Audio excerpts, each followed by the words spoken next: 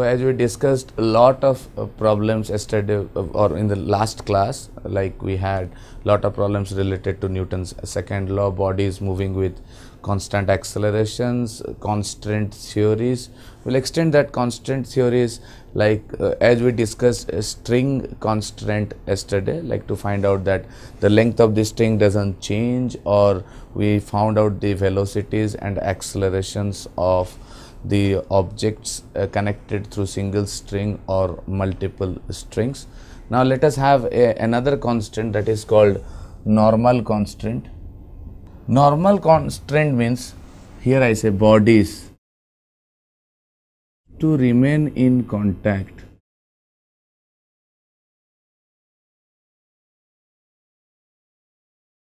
the velocities and accelerations, velocities or acceleration I can say, or accelerations, or I can say relative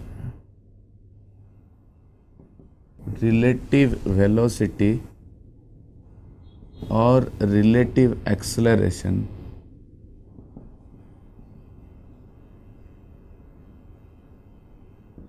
along the direction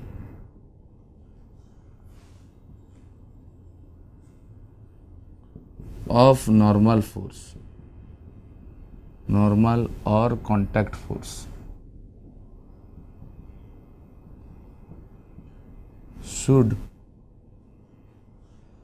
always be 0. For an example, I say, let us say this is a wedge and this is the body which can, like, it has to move in this direction, this body.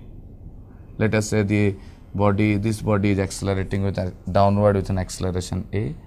This wedge is moving forward with an acceleration a2. This angle is theta. We need to find out the relationship between this acceleration and this acceleration. Now, first of all, I take this body which is moving with an acceleration a1. Now, on this body we need to resolve, or we need to find out the direction of the contact force. This wedge must be giving a contact force in this direction. So I extend the contact force line. So this angle is theta, obviously this angle will be theta. Now let us resolve this acceleration along the direction of the normal contact force line. So I can say this is contact force line. So this becomes a1 cos theta. Now let us take this wedge.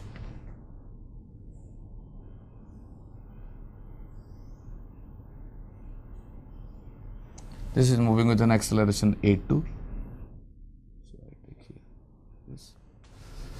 Now we'll again find out the contact force line on this wedge. This body must be giving a normal force in this direction. So again I can write this is contact force line. Now this is theta, so this will be theta. Now this is a2 cos theta, this will be a2 sin theta.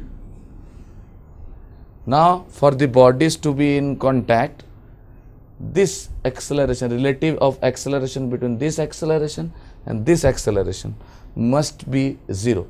So this a2 sin theta and this a1 cos theta are in the same direction.